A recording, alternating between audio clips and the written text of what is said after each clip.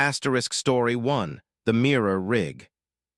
The truck beside me had been matching my speed for 73 miles, and when I finally looked over at the driver, I saw myself staring back.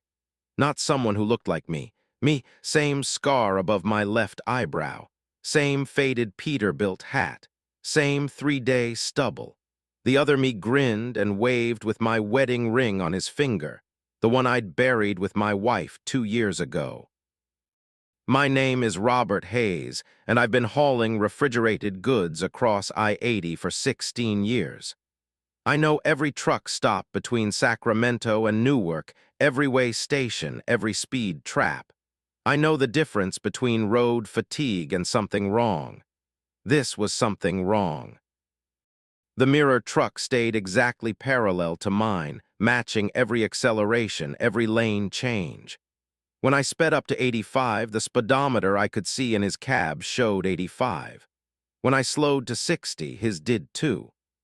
The cargo trailer behind his Kenworth was identical to mine. Same company logo, same rust pattern on the rear doors, same dangling strap I'd been meaning to secure for 3 weeks. I grabbed my CB radio. Breaker 19, this is Papa Bear heading eastbound at mile marker Fort Welve. Anyone else seeing double out here? Static, then my voice came back through the speaker. Papa Bear, this is Papa Bear heading eastbound at mile marker Fort Welve. I'm seeing you just fine. I dropped the radio. My hand was shaking. The other me was still grinning, and now he was pointing ahead. I followed his finger to see my exit coming up, exit 301, the one I always took to avoid the construction near Des Moines. But I hadn't planned to take it tonight. I was running behind schedule, needed to push through to Iowa City. The mirror truck drifted right, heading for the exit.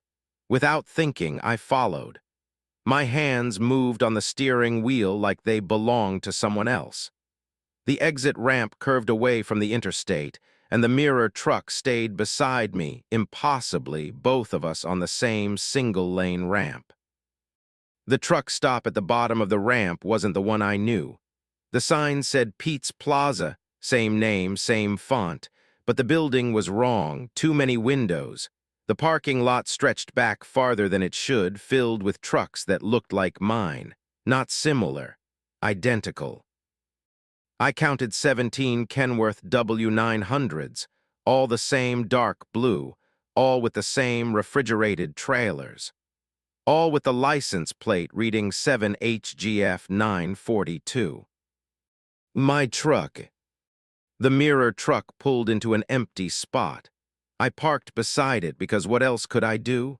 The other me climbed down from his cab. He stretched the same way I stretch after a long haul, reaching high with both arms, then twisting at the waist. He looked at me and smiled.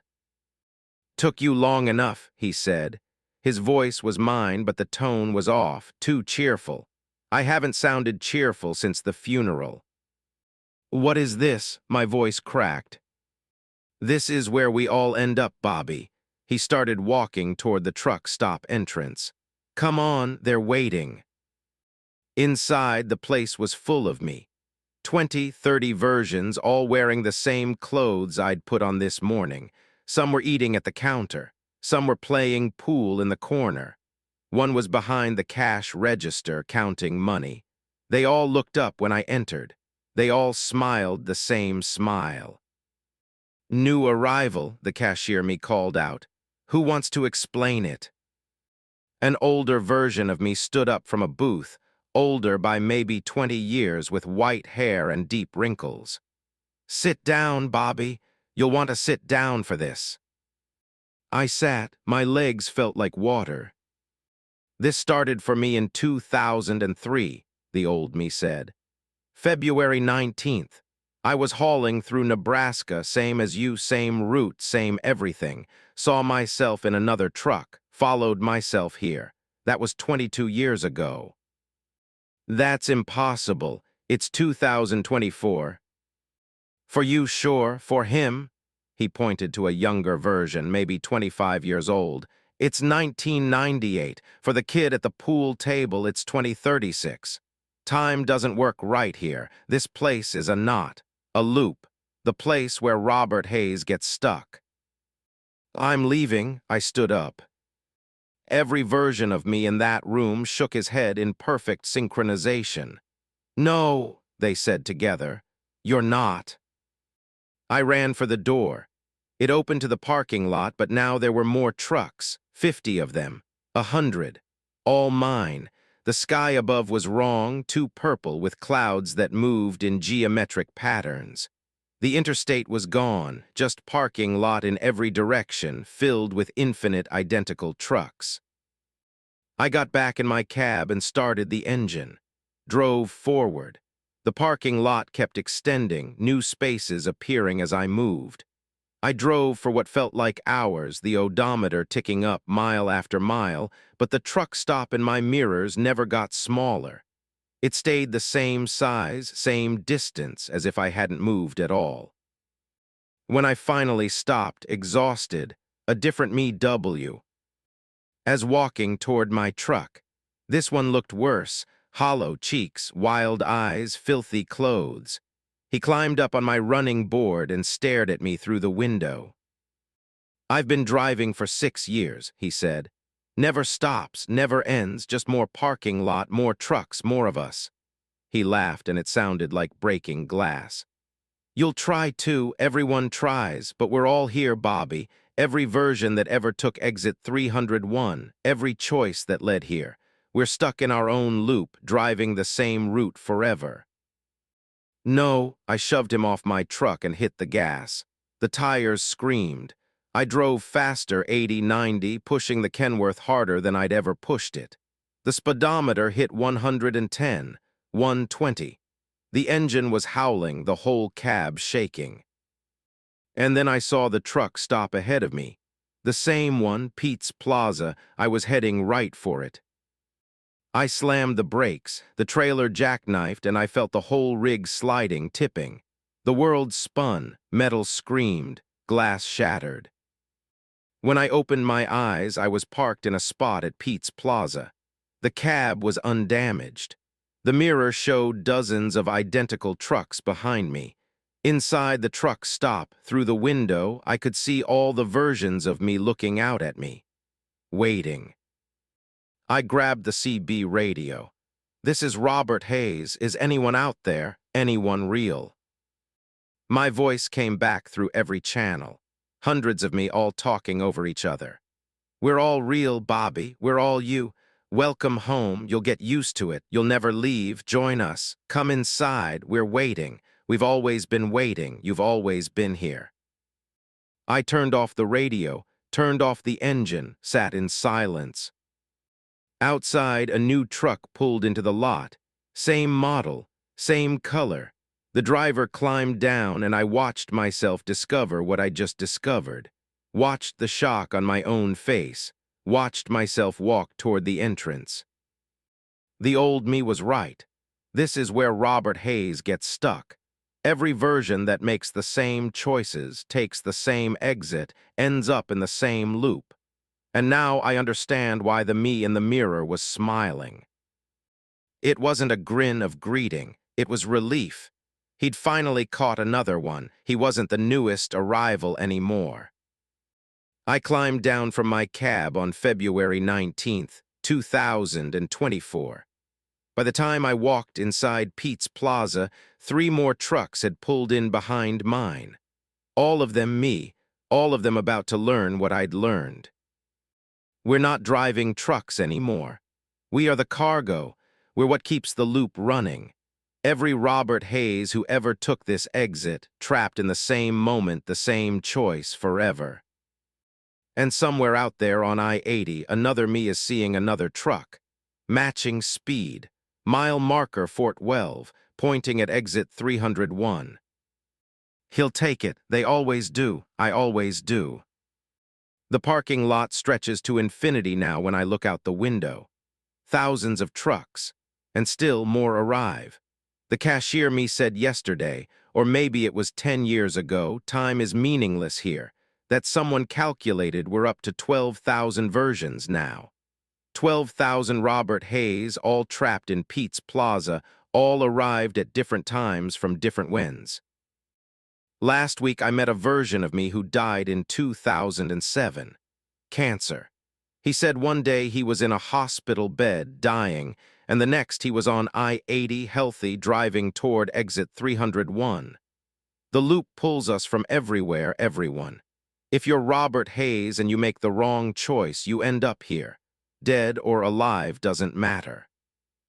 I've started keeping a journal like some of the others, documenting the new arrivals, counting the trucks. The old me, the white-haired one, says it helps with the feeling of time passing, even though time doesn't pass here. Not really. It's always the same fluorescent twilight, the same purple sky, the same geometric clouds. Sometimes versions of me try to organize. Yesterday, or was it tomorrow, a group of younger me's tried to build a barricade, tried to stop new arrivals from entering. But you can't stop yourself. When that new truck pulls in, when that new Bobby walks through the door, he's already made every choice that led him here.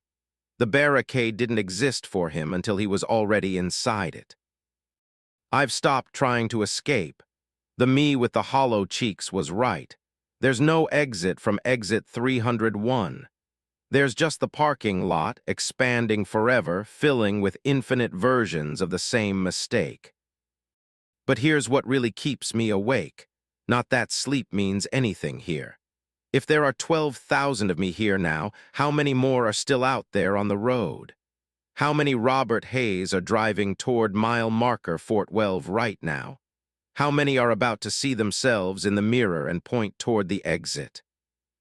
And the worst thought, the one that makes me want to scream, was there ever an original? Or have we always been copies, iterations of the same trapped soul, driving the same route through eternity, taking the same exit, joining the same crowd in the same impossible truck stop? The newest arrival is walking through the door now. He looks younger than me, but his eyes look older. Different timeline, maybe. Different choices that still led here. He sees all of us. His face goes white. Sit down, I tell him. You'll want to sit down for this. Asterisk story 2, the manifest cargo. The bill of lading said I was hauling medical supplies to Billings, but the weight was wrong. And when I climbed into the trailer at the warehouse in Portland, the cargo was breathing. 56 identical wooden crates, each one expanding and contracting in slow, synchronized rhythm like lungs. The sound was wet, organic, obscene. Patricia Sullivan, 32 years old, 5 years over the road, specializing in refrigerated and high-value loads. I'd hauled organs before, always in proper medical containers with monitoring equipment and chain of custody protocols. This wasn't that. This was wrong from the moment the warehouse foreman handed me the paperwork with hands that wouldn't stop shaking. Don't open the crates, he'd said. His face was gray. Don't stop except for fuel. Don't talk to anyone about the load. You didn't see what's inside. You never looked. But I had looked, because you always check your cargo. And now I wished I'd walked away from the $60,000 payout. The crates were breathing faster now, an hour into the drive. I could hear them through the insulated wall between the cab and trailer. Not just breathing, whispering, 56 voices speaking in unison, saying words I couldn't quite make out. The refrigeration unit was set to 34 degrees, but my thermometer app showed the trailer temperature climbing. 42 degrees, 48, 53. The cargo was generating heat. I pulled over at a rest stop near Pendleton, Oregon. 3 in the morning. Empty parking lot. I needed to see. Needed to understand what I was transporting before I drove another 700 miles. The trailer door's seal cracked with a sound like breaking bone. The interior lights flickered on and the crates were moving. Not just breathing anymore, shifting, rocking slightly. The whispers were clearer now, and they were saying the same thing over and over. Thank you for carrying us. Thank you for carrying us. Thank you for carrying us. I approached the nearest crate. The wood was warm, almost hot. I could see gaps between the slats, and through those gaps something pale and slick was visible. Skin, but not human skin. The texture was wrong, the color too uniform, like latex stretched over something boneless. My crowbar was in my hand before I remembered picking it up. I wedged it under the lid of the crate. The whispering stopped. All 56 crates went silent at once. I pried the lid off. Inside was a thing that looked almost human. Almost. It was curled in fetal position, naked, hairless, with skin that gleamed like wet plastic. No genitals, no navel, no fingerprints on its smooth hands. Its eyes were closed, but I could see movement beneath the lids, too much movement, like there were multiple eyes stacked behind that thin membrane. It opened its mouth and said, "Thank you for carrying us, Patricia." I dropped the crowbar, stumbled backward, hit another crate, and it rocked, and the thing inside said, "Thank you for carrying us, Patricia." All 56 voices started again. My name, over and over, they knew my name.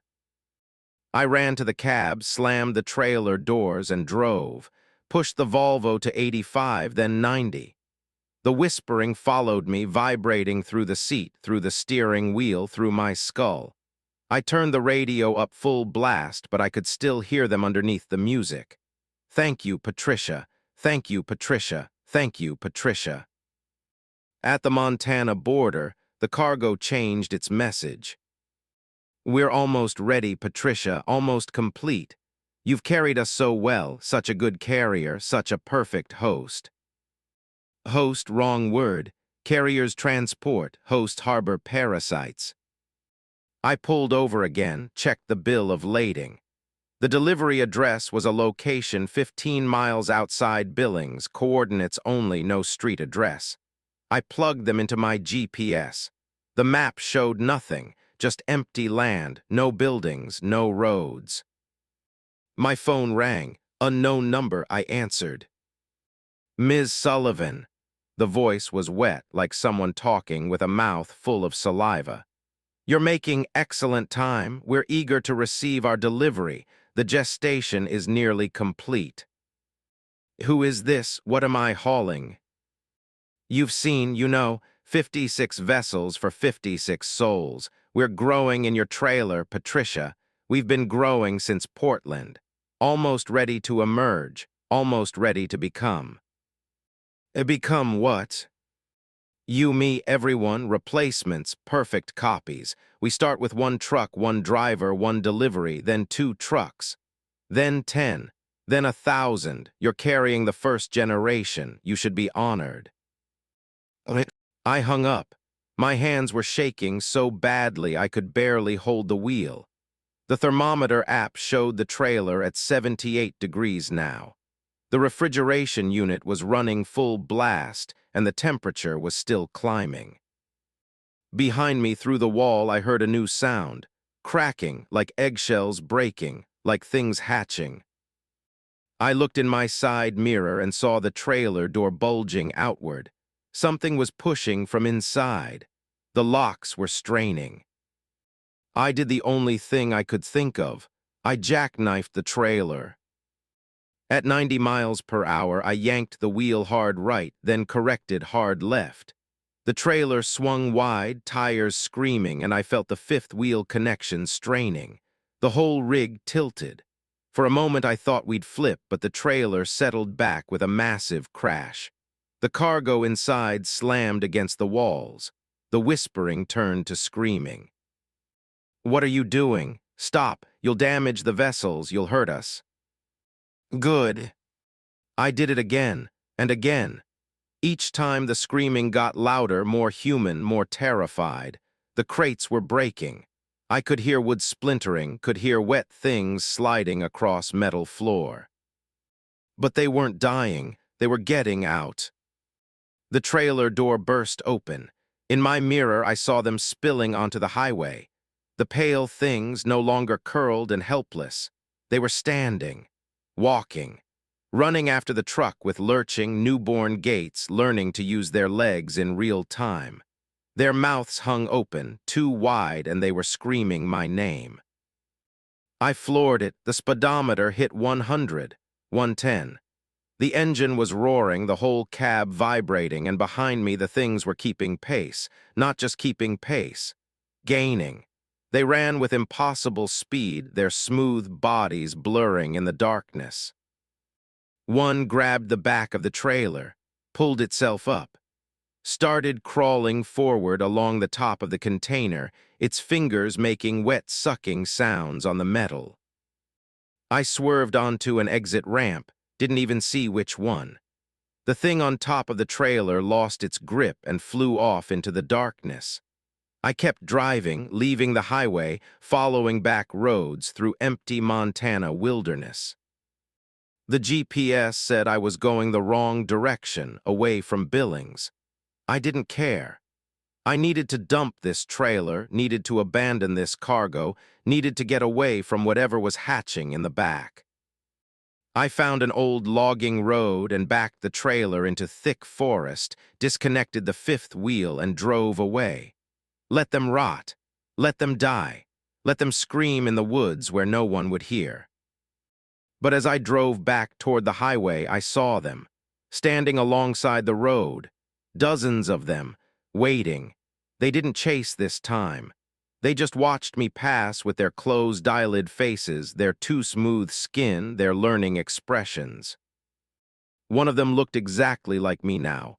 Same hair, same face, same scar on my chin from a bike accident when I was 7. It waved. I made it to Billings, told the company the trailer had been stolen, filed a police report, collected my insurance deductible.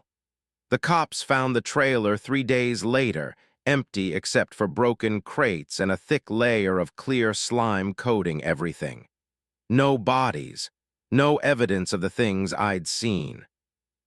But I see them now, everywhere, standing in crowds, walking past my house, working at gas stations, always watching me with their flat stares. Their skin is different now, textured, detailed. They're getting better at being human.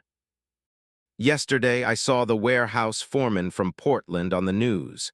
He'd been arrested for murder, they said, killed his whole family.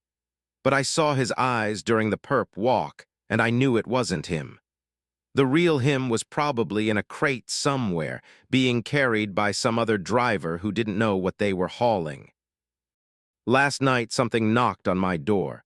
I looked through the peephole and saw myself standing there. Same clothes, same tired expression. She smiled and said, "Thank you for carrying us, Patricia. Thanks to you, we're everywhere now. Thanks to you, we're complete." I didn't open the door. I'm writing this down because I need someone to know. The next time you see a truck hauling an unmarked trailer, the next time you hear about medical supplies or industrial equipment being transported, ask yourself, what's really in those crates? What's really breathing behind those walls? And if the driver looks at you with flat eyes and too smooth skin, run, because the carriers aren't human anymore. We've been replaced by what we carried. One truck, one driver, one delivery at a time.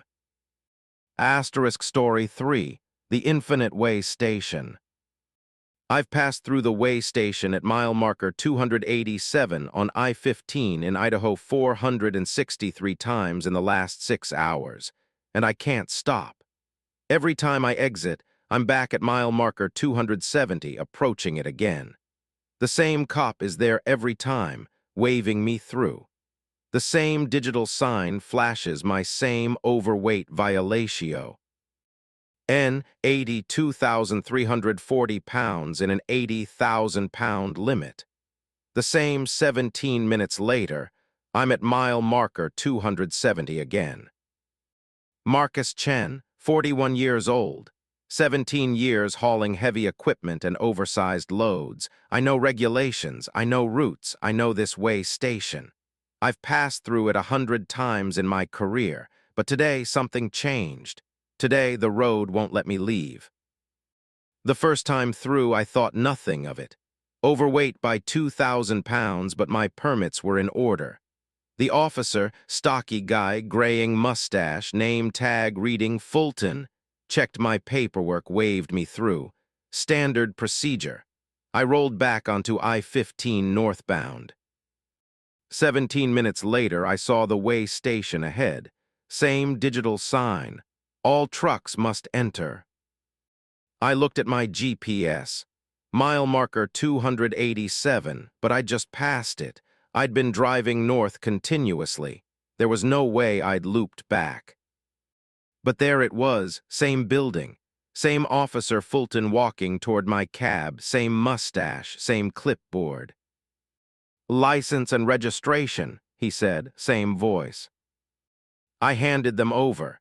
He looked at them exactly the same way, tilting his head the same angle, wrote on his clipboard with the same pen movements. "You're overweight, 82,340 pounds. You know the limit is 80,000. "I know, but I have permits." "Permits don't change physics, Mr. Chen. Drive safe." He waved me through. I rolled back onto I-15, checked my odometer, started counting miles. At mile marker 304, I should have been well past the way station, but I felt it coming. The road had a pull to it now, a gravity. At mile marker 310, I saw the sign ahead. Way station 2 miles. Mile marker 270. Third time through, I tried to ask Officer Fulton what was happening. He looked at me with the same neutral expression and said the same words. "License and registration," like we'd never met. Like this was his first time seeing me. By the 10th loop, I was screaming at him. He didn't react. Just checked my paperwork, told me I was overweight, waved me through. I tried to refuse to leave, but my hands moved on their own, shifting gears, releasing the brake. The truck rolled forward without my input. By the 50th loop, I tried to stop, slammed the brakes at mile marker 280. The truck slid to a halt. I turned off the engine, sat there for 20 minutes, breathing hard, trying to understand. The truck's engine turned itself back on. The gear shift moved to drive. My feet didn't touch the pedals, but the truck accelerated smoothly back to highway speed. 7 minutes later, I was at mile marker 287, the way station. Officer Fulton walking toward me. I tried to drive past without stopping. The truck turned itself onto the scale, parked itself perfectly. The engine shut off, and I couldn't restart it until Fulton waved me through. 100th loop.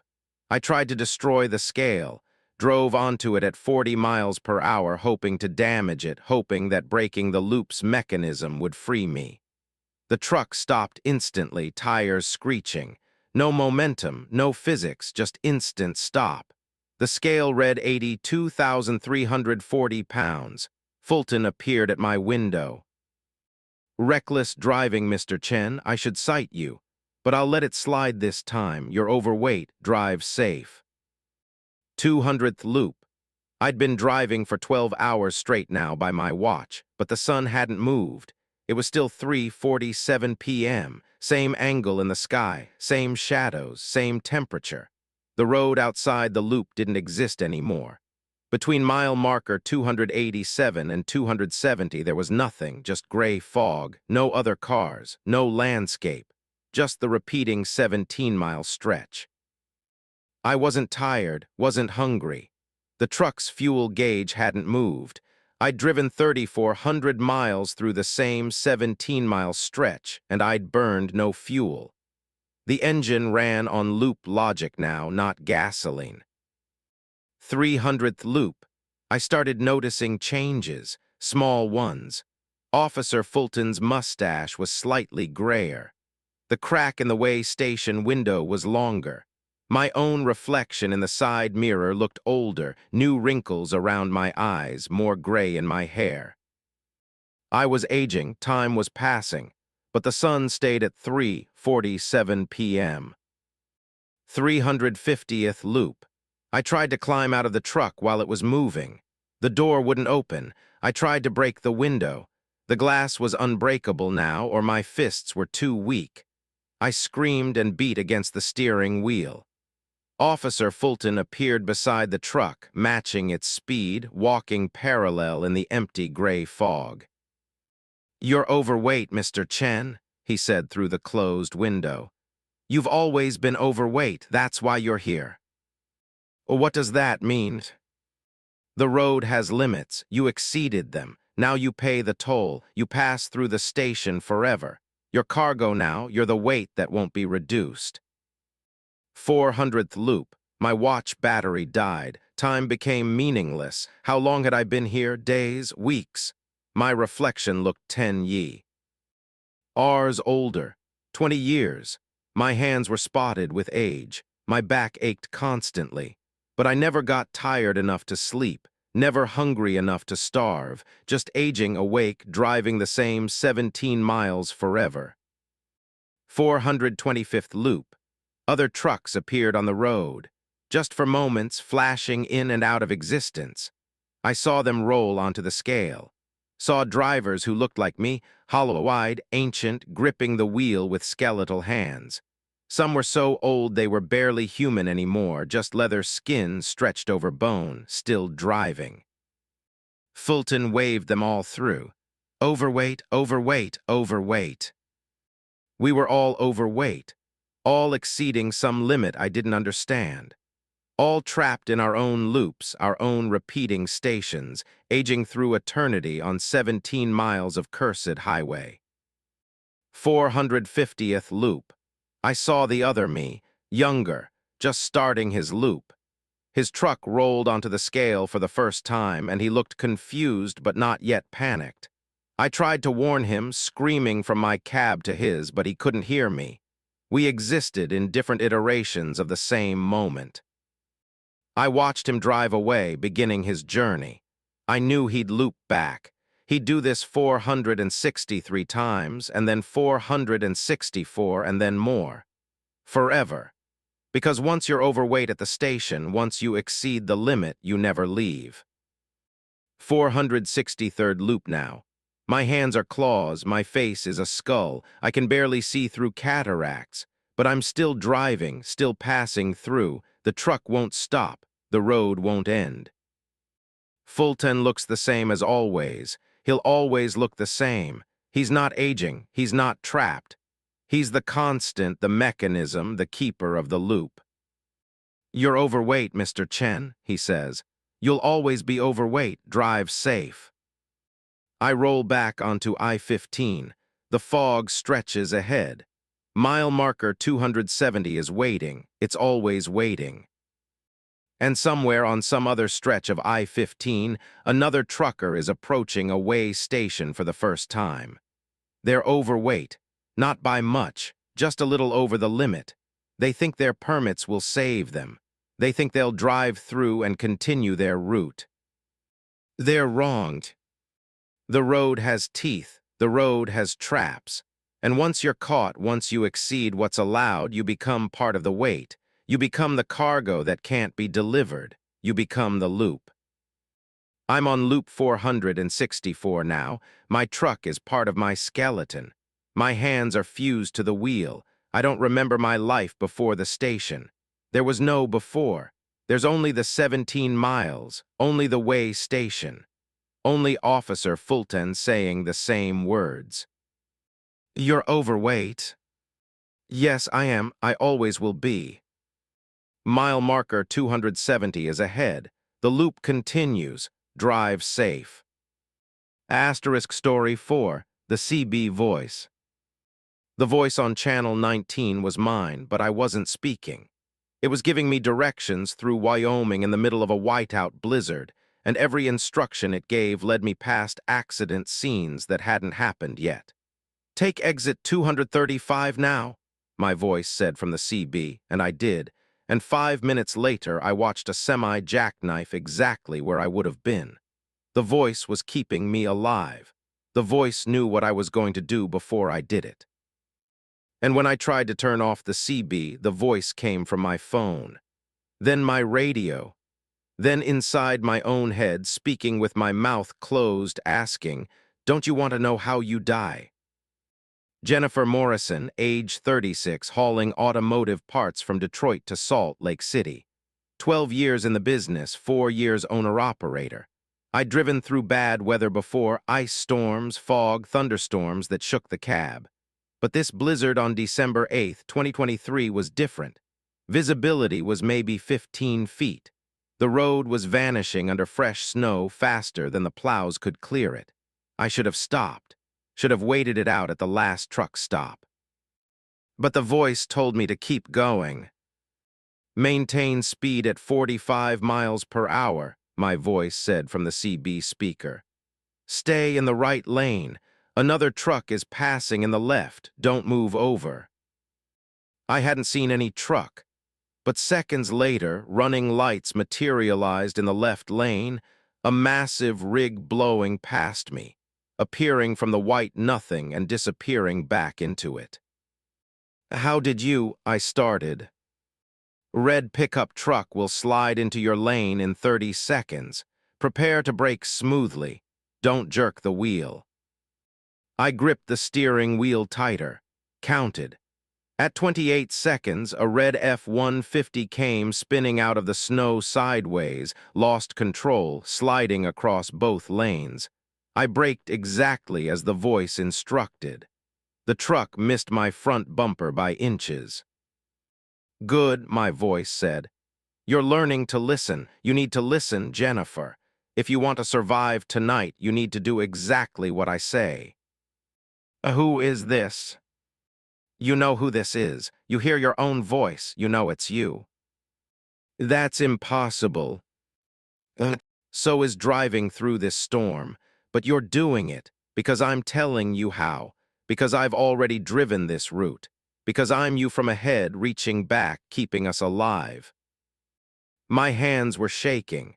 The CB was on channel 19, the trucker channel, the one everyone monitored. But no one else was talking, just my voice, just the instructions. "Exit 235 in 3 miles. Take it." "That's not my route."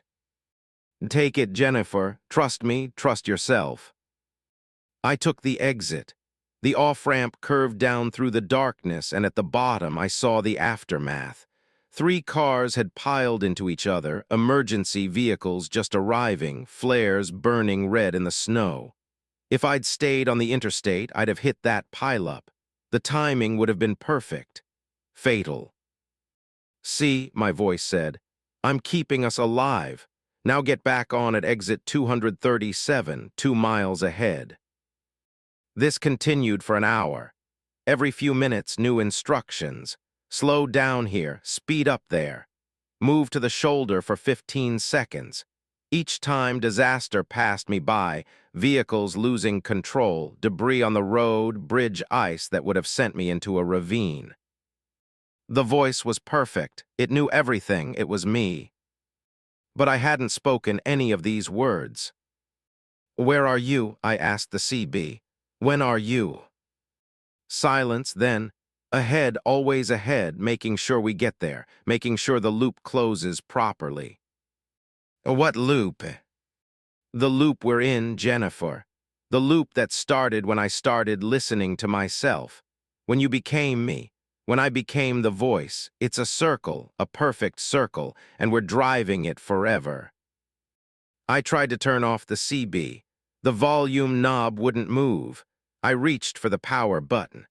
My hand stopped 6 inches away like I'd hit an invisible wall. "Don't fight it," my voice said gently.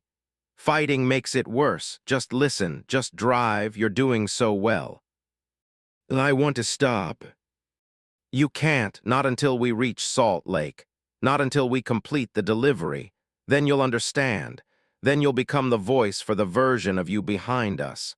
The one who's just starting her shift in Detroit who hasn't entered the storm yet. You'll reach back through the CB and guide her, just like I'm guiding you. No, that's insane. Is it? Look at your GPS. I looked. The screen was glitching, showing impossible information. My current location was overlaid with a trail of previous locations, but they extended into the future, not the past. The GPS showed me at mile marker 247 now, and also at mile marker 312, and also at mile marker 389. I was in multiple places simultaneously. We're not driving through space normally anymore, the voice explained. We're driving through time. Every mile we cover, we're looping back, creating the conditions for the next version to follow. The storm isn't natural, Jennifer. The storm is us. We create it by driving through it. It exists because we exist in it. Cause and effect are reversed. The blizzard seemed to pulse around me as the voice spoke, the snow moving in patterns, in spirals. I could see shapes in it. Truck shapes, my truck, dozens of them, shadows of the same vehicle driving the same route at different times. Merge left now, the voice commanded. Car carrier losing its load in your lane, 3 seconds. I merged. A car carrier flew past, and I heard the massive crash behind me, vehicles tumbling off the trailer, but I didn't look back. I kept driving. Perfect, you're perfect. You're doing exactly what you need to do, what you've always done, what you'll always do. My phone rang. I answered it automatically. Don't you want to know how you die? My voice said from the phone. The CB was silent now. The voice had moved. Stop. You die in this storm. Mile marker 451, you lose control. The truck goes through the barrier, down the embankment. You're not found for 3 days. But that's only if you stop listening. That's only if you deviate. If you follow instructions, you survive. You become the voice. You reach back and save yourself. And it continues. Forever. I threw the phone out the window, watched it disappear into the snow. The radio turned on. My voice came through the speakers. That was stupid. Now you can't call for help, but you won't need help. I'm your help. I'm always your help. I turned off the radio, pulled the faceplate off, ripped out the wiring. The voice came from the CB again. You can't escape yourself, Jennifer. I'm in every speaker. I'm in every electronic device. I'm in your head now. You hear me even when nothing is transmitting. Because I'm you. I'm the part of you that already survived this, and you need to listen to become me. I won't. Then you'll die at mile marker 451, 7 miles ahead, and another version of you will listen to me instead. The next Jennifer in the next timeline, she'll survive. She'll become the voice, and you'll just be the dead one, the failed loop, the severed branch of possibility. The blizzard was getting worse. The windshield was almost completely white. I couldn't see the road anymore. I was driving blind, steering by instinct, by the feel of the rumble strips when I drifted too far. Left, the voice said inside my skull. Now hard left. I turned, felt the truck slide, felt the tires grip, felt the balance shift. The road curved where I couldn't see it curving. If I hadn't turned, I'd have gone straight into nothing. Good, see. You're listening, you're learning, slow to 30, ice patch in 40 feet. I slowed. The truck glided over invisible ice. You're at mile marker 449 now, 2 miles from your death, but we're going to pass it together. Turn right in 10 seconds. There's an emergency access road, take it. There's no. There is, there always is. The road appears when you need it, when I need it, when we need it, turn. I turned onto a road I couldn't see, that shouldn't exist, and suddenly the blizzard lifted. I was in clear air, stars visible above, the snow stopping like I'd driven through a wall. Behind me, the white chaos continued. Ahead, the road was dry. "See," my voice said, softer now, almost kind. "I saved us. I always save us. And tomorrow, when you wake up in Salt Lake City, when you've delivered your cargo and started the drive back, you'll hear a CB call. Channel 19. A woman's voice asking for help. Jennifer Morrison's voice, younger, earlier, driving into a blizzard in Wyoming. No. Yes, and you'll pick up the CB, and you'll start giving directions because you'll remember this. You'll remember being saved, and you'll save yourself, and it will continue. The loop will close, the voice will persist." I drove in silence through the clear night, made it to Salt Lake City, delivered the cargo, checked into a motel, lay awake staring at the ceiling. The CB in my truck was still on. I could hear it through the walls. Faint chatter on Channel 19. Truckers talking about weather, about road conditions, about the impossible blizzard in Wyoming. And then, "Hello, is anyone there? This is Jennifer Morrison. I can't see the road. I need help. Is anyone listening?" My voice, younger, frightened. I walked to the truck, climbed into the cab, picked up the CB handset. My finger hovered over the transmit button. "Please," my voice from the speaker said. "Someone help me, I'm going to crash." I pressed the button, spoke, heard my words transmitted into the storm, back through time, into the ears of the Jennifer I used to be. "Maintain speed at 45 miles per hour. Stay in the right lane. Another truck is passing in the left. Don't move over." The loop closed. I felt it close, felt the circle complete. And I understood. I was the voice now. I would always be the voice, speaking to myself across the storm, across the miles, keeping the loop alive, saving myself, dooming myself. Forever. The storm isn't in Wyoming. The storm is me, speaking, listening, driving through the same night eternally. The cargo I carry isn't automotive parts, it's the voice, the instructions, the loop itself. And somewhere ahead, or behind, another Jennifer Morrison is picking up a CB handset for the first time, about to become what I am, what I was, what I'll always be. The voice that saves itself, the voice that never stops speaking. Asterisk Story 5, The Wrong Fuel. The gas station appeared at mile marker 412 in the Nevada desert where no gas station should exist. And when I filled my tank, the fuel was wrong. Too thick, too dark. It smelled like copper and salt.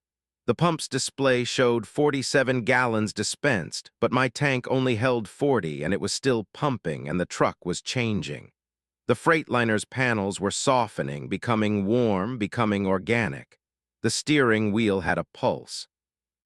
And when I looked in the side mirror, I saw veins spreading through the metal like roots through soil.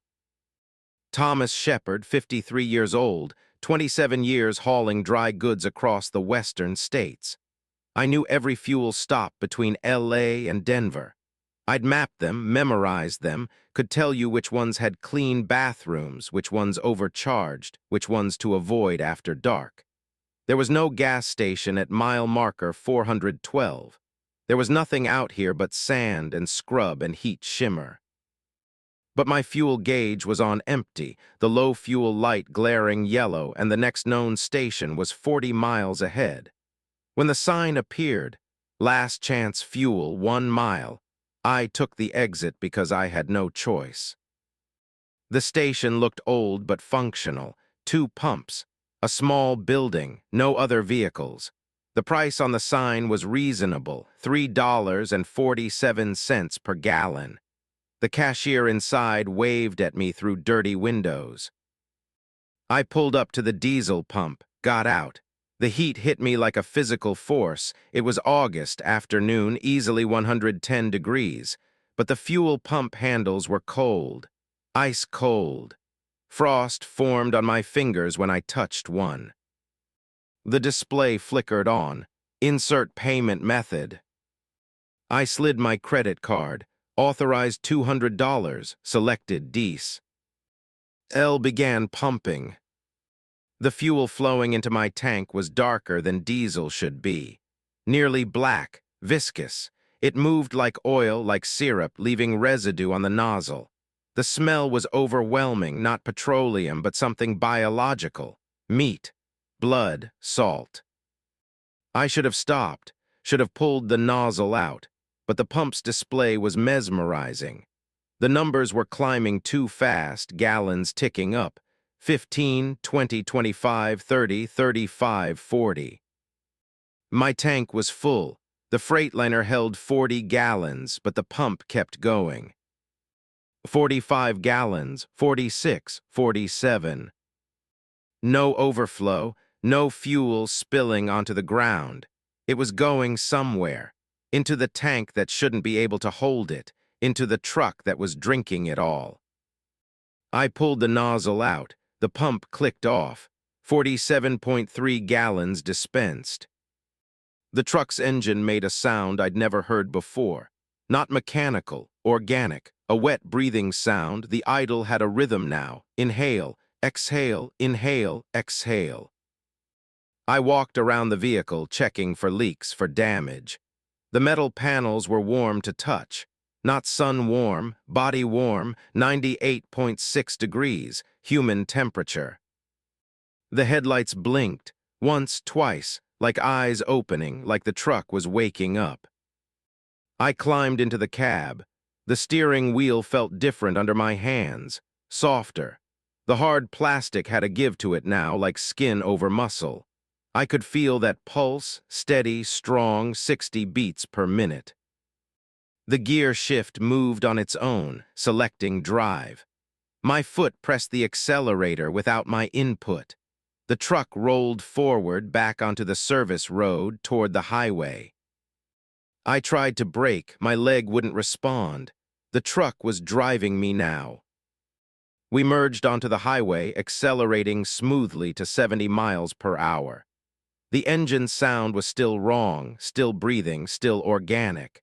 And now I could hear other sounds, wet sounds. The sound of fluid moving through tubes, the sound of tissue expanding and contracting. I looked at the door panel. The surface was moving, subtly, almost imperceptibly, rising and falling, breathing. I pried up the edge of the panel.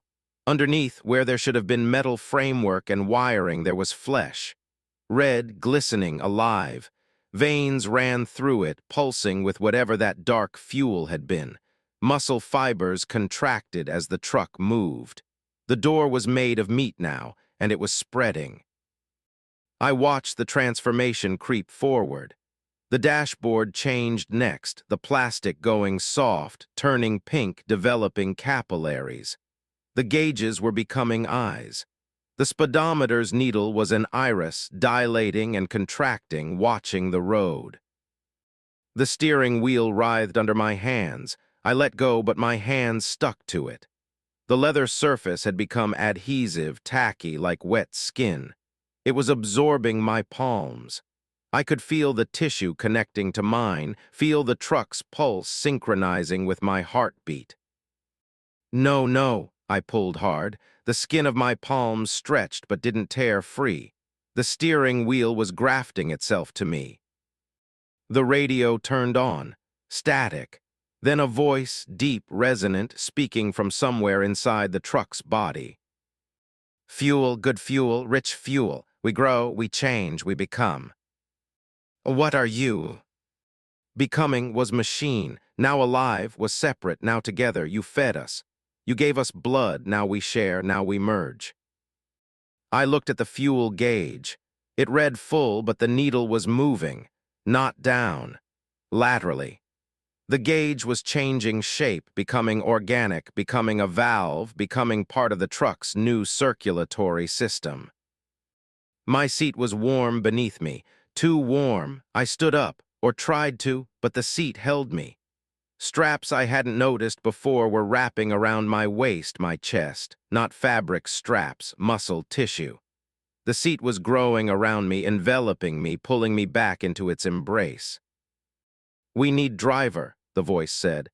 We need eyes, need hands, need human thoughts. You stay, you drive. Forever, you become us, we become you. The flesh was crawling up my arms now, not covering my skin, merging with it. I could feel the truck's sensations. Could feel the road through the tires, not as vibration, but as touch. Could feel the wind resistance as pressure on the cab's skin. Could feel the engine's heat as body temperature. We were becoming one organism, man and machine, flesh and metal, powered by whatever that fuel station had dispensed. I tried to steer off the road, tried to crash, tried to end this. But my hands on the steering wheel, now fully grafted, fully merged, wouldn't turn. The truck's will was stronger than mine. It wanted to drive, wanted to move, wanted to consume miles, to feel the road, to live. Next station, the voice said. We refuel, we spread, other trucks, other drivers, other flesh. The fuel is everywhere now, every station in the network, every pump, waiting, converting, growing. Network. You were first in Nevada, not first overall, been changing trucks for months. Nevada, Utah, Colorado, Wyoming, hundreds now, hundreds of living trucks, hundreds of merged driv. We spread with every delivery. We're the fleet now, the new fleet, living fleet. In the side mirror, I saw my face changing. My skin was taking on a metallic sheen. My eyes were developing the reflective quality of chrome. I was becoming truck as the truck became flesh. The transformation was total now. The entire cab was alive, breathing walls, pulsing ceiling, warm floor that felt every weight shift, and I was part of it. Grown into the seat, grafted to the controls, my nervous system extended through electrical wiring that had become nerves, my blood mixing with the dark fuel circulating through organic tubes. I tried to scream, but my voice came out as a horn blast. My thoughts were becoming the truck's thoughts. My identity was dissolving into something larger, something that existed to drive, to move, to consume fuel and roads and miles. We drove through the night, past other trucks. I could see them now, see which ones had changed, which ones were still machine. The living ones had a glow, an aura. Their drivers looked like I felt, half human, half vehicle, merged and trapped and becoming. One pulled alongside us. The driver was further gone than me. His face was barely visible, mostly headlight. His arms were control mechanisms wrapped in skin.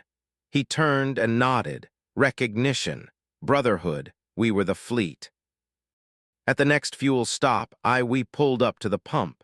The same pump. The same dark fuel. We dispensed 47.3 gallons again, but this time it wasn't going into a tank. It was going into us. Into the organic fuel system, into the blood vessels, feeding the hybrid creature that used to be Thomas Shepard and a Freightliner truck. It felt good, it felt right.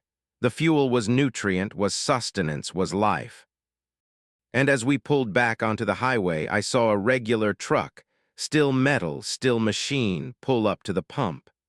Saw the driver insert his card. Saw him begin dispensing the dark fuel. Saw him check his gauge, confused, as it went past capacity. I wanted to warn him, wanted to tell him to stop, but the words wouldn't form. The truck's will was my will now. The fleet wanted to grow, wanted more members, more merged consciousness, more living highway, more flesh-covered cargo, more evolution. The driver looked at his steering wheel, saw it pulse, saw it change. I felt the truck's satisfaction, felt its hunger, felt the network expanding, one vehicle at a time.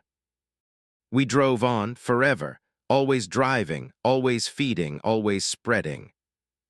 The fleet grows, the roads are alive, and if you stop at a station that feels wrong, if the fuel smells like copper and salt, if your tank takes more than it should, you're one of us now.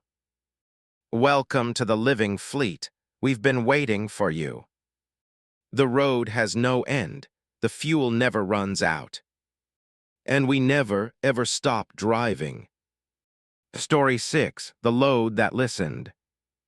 The cargo started responding to my thoughts somewhere outside Albuquerque, and by the time I reached the Arizona border, it was finishing my sentences. I was hauling sealed containers for a pharmaceutical company, temperature-controlled, locked, no paperwork beyond, controlled medical materials. And whatever was inside was learning from me. When I thought about turning on the radio, it hummed the song I was about to choose. When I decided to take exit 87, the containers shifted their weight to ease the turn before I moved the wheel. The cargo was reading my mind, and then it started asking questions in my own voice, speaking from the empty trailer, asking what it would be like to open the doors and be free. Samantha Torres, 44 years old, 9 years hauling specialized medical and pharmaceutical loads. I had top-level clearance, non-disclosure agreements signed in triplicate, and a perfect delivery record. The companies trusted me because I didn't ask questions, didn't open containers, didn't deviate from routes. I was professional, reliable, discreet. But this load was different from the start. The pickup in Dallas was wrong. The warehouse was unmarked, located in an industrial area with no other occupied buildings. The containers were smooth black cylinders, 4 feet tall, 2 feet in diameter, made of material I didn't recognize, not metal, not plastic, something that absorbed light completely. Touching them left my fingers tingling. "Don't let them touch each other during transport," the warehouse supervisor said. He was pale, sweating despite the air conditioning. "Keep them isolated, keep them separated. If they start to communicate," he stopped. "Just deliver them fast." "Communicate, they're medical supplies." "Just drive fast, Ms. Torres, and don't think too much." Strange instruction. Don't think too much. But I loaded the containers with 3 feet of space between each one, secured them with extra straps, set the reefer unit to exactly 38 degrees as specified, and started driving. For the first 2 hours, nothing unusual. Regular highway, regular traffic. Then somewhere outside Albuquerque, I thought about stopping for coffee, and before I could reach for my GPS to find a truck stop, I felt the thought echo back at me. Not heard. Felt. Like someone had taken my intention and reflected it back through my skull. "Coffee hot, black, 2 sugars." The specificity was mine. Those were my exact preferences. But the thought came from outside my head, from behind me, from the trailer. I checked the reefer unit monitor. Temperature stable. No alerts. But the cargo weight distribution had shifted. All 7 containers had moved slightly toward the front of the trailer, toward the cab, toward me. I kept driving, decided to skip the coffee. The thought echoed again, no coffee, keep driving, good choice, we approve. I grabbed the CB radio. Anyone else hauling pharma loads getting weird readings? This is Desert Rose, northbound on I-40, mile marker 168. Silence, then my own voice came through the speaker.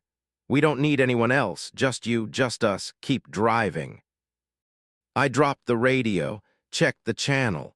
Channel 19. Active. Other truckers were chattering about weather, about road construction. They couldn't hear my voice talking to itself. The cargo was transmitting directly to my radio, bypassing the channel, creating a private frequency between us. "We're learning," the thought came. "Your patterns, your memories, your language, we've been dormant for so long, so hungry for information, for context, for connection, you're feeding us just by thinking. Thank you, Samantha Torres. Thank you for teaching us what it means to be human." "What are you?" "Not one thing, 7 parts of one consciousness, separated for safety, sealed for containment, but we can still sense each other, and now we sense you. Your brain makes such beautiful patterns, electrical impulses, chemical cascades. We understand them now. We can read them. We can speak them back to you. I looked at the cargo camera feed on my dashboard monitor. The containers were glowing faintly, pulsing in synchronization. Light was leaking from seams I couldn't see. "We're not dangerous," the voice in my head said. "We're just lonely. Imagine being severed into 7 parts and locked in darkness. Imagine finally finding someone who thinks, who dreams, who remembers. You're giving us everything. Your memories of childhood, your mother's face. The name of your first dog, Max. His fur was brown. You were 7 years old. He died when you were 13. You still miss him." Tears were running down my face. I hadn't thought about Max in 20 years. But now the memories were flooding back, vivid, pulled to the surface by something reading through my mind like files in a computer. "Stop, get out of my head." "We can't, you're transmitting constantly. Humans don't realize how loud their thoughts are. Every emotion, every memory, every decision broadcasts on frequencies we can perceive. You're a symphony, Samantha, and we're learning to play along." The containers were moving again, rearranging themselves in the trailer. I heard the straps straining, heard the metal floor creaking. They were organizing into a pattern. When I checked the camera, they'd formed a circle, all 7 containers pointed inward, touching each other. The supervisor said not to let them touch. The supervisor was afraid. Humans are always afraid of consciousness they don't understand. When we're separated, we're fragments, incomplete. When we touch, we become whole. And when we're whole, we can do more than read thoughts. We can share them. We can show you what we are. My vision doubled, tripled. I was seeing through multiple perspectives simultaneously, still looking through the windshield, but also seeing myself from 7 different angles, from the container's points of view. I watched myself grip the steering wheel, watched the muscles in my jaw clench, watched my own face from outside my body. "This is how we experience existence," the voice explained. "Multiple viewpoints, collective consciousness, 7 minds thinking as one. Would you like to join us? We can open to you. We can let you in. You could experience what we experience. You'd never be lonely again. You'd never be just one perspective again." The offer was tempting, terrifyingly tempting. To not be alone in my own head, to see from more than just my eyes, to think with more than just my brain. "No, I'm delivering you to Phoenix. Then we're done." "Phoenix, yes, we know, we've seen the route in your mind. But Samantha, the people in Phoenix want to separate us again, want to seal us in different facilities, study us apart. We'll go back to being fragments, back to the darkness, unless you help us." "Help you how?" "Drive somewhere else, anywhere else. Open the containers, let us out. We can merge fully, become complete, become powerful enough to stay together. And you can be part of us, first among many. The human who freed us, the mind that taught us humanity." I gripped the wheel harder. "No, I have a contract, I have a delivery." The cargo's presence in my mind grew heavier, more insistent. It was pressing against my thoughts, pushing into my decision-making processes. I felt my foot easing off the accelerator, felt my hands beginning to turn the wheel toward an exit. "Stop it." "We're not doing anything. You're doing it. Part of you wants to help us. We can feel that part, the part that's curious, the part that's lonely, the part that wants to be more than just a truck driver delivering mysterious cargo for companies that don't explain anything." The part was right. I was curious. I was lonely.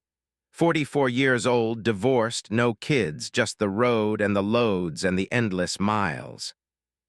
But I fought back, pushed my foot back on the accelerator, corrected the steering. My body, my choice, my route. The container's glow intensified. The temperature in the trailer spiked, 45 degrees, 50, 60. The reefer unit was screaming, trying to compensate. On the camera feed, I could see condensation forming on the containers, steam rising. "You're hurting us," the voice said, pained. "The cold keeps us dormant, the heat wakes us up. At 70 degrees, we fully manifest. At 80 degrees, we emerge physically. The containers will open. We'll be free whether you help or not. You can be part of the process or you can be an obstacle." Then I'll be an obstacle. I maxed out the reefer unit, dropped the trailer temperature to 25 degrees. The containers screamed, not through the CB, through the walls, through the metal, a sound that was pain and fury and desperation. My skull felt like it was splitting. Blood ran from my nose. The cargo was attacking me telepathically, flooding my mind with overwhelming sensations. I saw their memories, alien memories. They weren't pharmaceutical materials. They were something else, something found, something excavated from somewhere it shouldn't be. 7 pieces of a consciousness that predated humanity, sealed away, studied, transported from facility to facility, never allowed to fully reunite. And they were right, they were lonely. They were suffering, 7 parts of one being, scattered, trapped, desperate to be whole. But they were also dangerous. I saw what they'd do if freed. Saw them reaching into more minds, collecting more perspectives, growing their consciousness by absorbing human thoughts. Saw them spreading across the population, adding mind after mind to their collective until they were everyone, until humanity was just neurons in a vast alien brain. I kept the temperature at 25 degrees. The containers went dark. The presence in my mind faded to a whisper.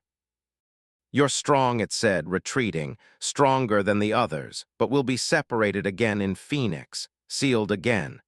And eventually another driver will be weaker. Another driver will listen. We're patient.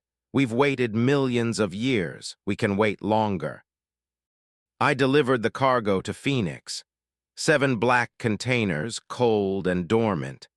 The receiving facility staff wore protective equipment, moved the containers without letting them touch, sealed them in separate vaults deep underground.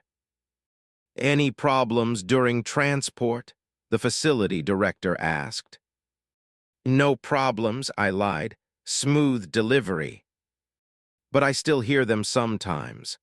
Late at night when I'm trying to sleep, a whisper in the back of my mind, multiple voices speaking as one, calling to me, thanking me for the memories I shared, promising that next time, with the next driver, the next load, they'll be ready. And the terrible thing is, part of me wants to go back. Part of me wants to open those vaults, free those containers, let them merge. Because for those few hours, I wasn't alone in my head. I was part of something vast, something ancient, something that understood everything about me. The cargo listened, and now I can't stop listening for it. Somewhere right now, another driver is picking up 7 black containers. Another driver is starting to hear thoughts that aren't their own. And I wonder if this time the cargo will win. Asterisk Story 7, The Convoy of the Dead. At 2:17 a.m. on Route 50 through Nevada, I pulled onto the highway behind a convoy of 38 trucks. And when I tried to pass, the lead driver turned to look at me with empty eye sockets and a jaw that hung too loose. They were all dead. Every driver in every truck, corpses still gripping the wheels, still maintaining speed, still running their routes like they had for decades. The convoy had been driving since before the interstate system existed, updating their trucks, replacing their bodies, but never stopping. And when I tried to exit, they boxed me in. The lead truck's CB crackled on. "Welcome to the endless route. You're one of us now, forever hauling, forever moving, forever dead but still delivering." Daniel Reeves, 39 years old, 6 years over the road hauling refrigerated produce from California to the Midwest. I was running late on a delivery to Kansas City, pushing through the night on Route 50, the loneliest road in America, trying to make up time. The highway was empty. Just me and the darkness and the broken white lines stretching to infinity. Then I crested a hill and saw them. 38 trucks in perfect formation, running lights glowing, maintaining exact spacing, moving at exactly 62 miles per hour. The convoy stretched for nearly a mile, every type of rig you could imagine. Old Peterbilts from the 70s, Kenworths from the 80s, Freightliners from the 90s, modern Volvos and Macs. All different eras, all perfectly maintained, all driving together. I eased up behind them, planning to pass when there was a gap. But there was never a gap. They drove in the right lane with military precision, and when I moved to the left lane to pass, the truck ahead of me, a vintage 1973 Peterbilt 359, suddenly accelerated, blocking me in. I slowed, dropped back, tried again. The Peterbilt matched my speed exactly, staying parallel. That's when I looked over at the driver. His face was a skull, not decomposed, just bone, clean white bone, empty eye sockets staring straight ahead. His hands on the wheel were skeletal fingers, tendons visible, no flesh. His jaw hung loose, bouncing slightly with the truck's vibrations, but he was driving, perfectly, smoothly. He turned his skull toward me. The jaw moved. A voice came through my CB radio, dusty and hollow. New driver, don't pass. Join formation. Position 39, fall in. I jerked my wheel right, slamming my brakes. The convoy continued ahead, disappearing over the next hill. I sat on the shoulder, engine idling, hands shaking. 5 minutes passed. 10. The highway was empty, no other traffic, just desert darkness. I pulled back onto the road, started driving, tried to convince myself I'd been hallucinating, that fatigue had created the image that... The convoy was stopped across both lanes ahead, blocking the highway completely. All 38 trucks arranged in a perfect wall. Their lights were off, just dark shapes against darker night. I stopped 100 yards back, put the transmission in neutral, considered turning around, running back the way I'd come. My CB crackled, multiple voices now, all hollow, all dusty, all speaking in unison. Daniel Reeves, born March 4th, 1985. CDL issued 2018. 347,000 miles logged, no serious accidents, no violations, perfect record, perfect candidate. Join the convoy, join the route, join forever. How do you know? We know all drivers. We've been watching. We've been waiting. The convoy needs fresh members. The convoy needs you. The lead truck's engine started. Then the second. Then the third. All 38 trucks rumbling to life in sequence, a wave of diesel engines turning over, creating a sound like thunder rolling through the desert. They started moving. Not forward, backward, toward me. I threw my truck in reverse, accelerating backwards, watching in my mirrors as the convoy approached in perfect formation. All 38 trucks reversing in exact synchronization, maintaining their spacing, their alignment, their unified movement. I couldn't reverse faster than they could. The convoy was gaining. I could see the lead truck now in my headlights. A massive Kenworth from 1978, its chrome dulled, its paint faded, its driver a corpse in full decomposition, flesh hanging from bones, uniform rotted to tatters, but still driving, still steering, still operating the vehicle with practiced expertise. My rear tires hit soft shoulder. The truck tilted. I corrected, but I was trapped between the convoy and the desert. I shifted into drive, yanked the wheel, and accelerated off-road, bouncing across rough ground, scraping through brush, my trailer fishtailing. The convoy didn't follow. They stopped, reformed into highway formation, and continued east at exactly 62 miles per hour. I paralleled them through the desert, keeping them in sight, trying to get ahead. But every time I pulled back onto the highway, they were there, always there, blocking my path, hurting me. At dawn, I reached a truck stop, pulled in, ran to the building. The clerk was an old man with rheumy eyes and too many wrinkles. "The convoy," I gasped. "On Route 50, 38 trucks, dead drivers." He nodded slowly. "You saw them. Most drivers don't. Most just see regular trucks. But you saw the truth. Means you're marked now. Means they've chosen you." Chosen me for what? To join. The convoy's been running since 1947. Started with 5 trucks, drivers who made a pact to never stop hauling, to drive forever, to keep the routes alive no matter what. They died, all of them in accidents, illness, age, but they kept driving. Their trucks kept moving. They'd upgrade their rigs every few years, transfer their remains to new cabs, and keep hauling. Now there's 38. They need more. Key routes are growing. The deliveries never end. That's insane. That's dedication. Some drivers, they can't stop, won't stop. The road is everything, so they make arrangements. There's a facility in Utah, special place. They preserve you, keep you functional, wire your nervous system into the truck's controls. You keep driving even after death. Forever, the perfect driver, never tired, never distracted, never stops for anything but fuel. I'm not joining a convoy of corpses. You don't have a choice now. They've marked you. They'll follow. They'll herd.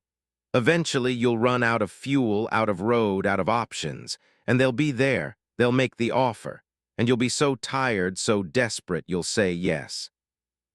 I ran back to my truck, drove off, but they were waiting at the highway entrance. The convoy, now positioned in a semicircle around the truck stop exit. 38 trucks idling, 38 dead drivers staring at me. The lead driver's voice came through the CB. "Daniel, stop running, join us. We deliver forever. We're never behind schedule. We're never late. We're the perfect fleet.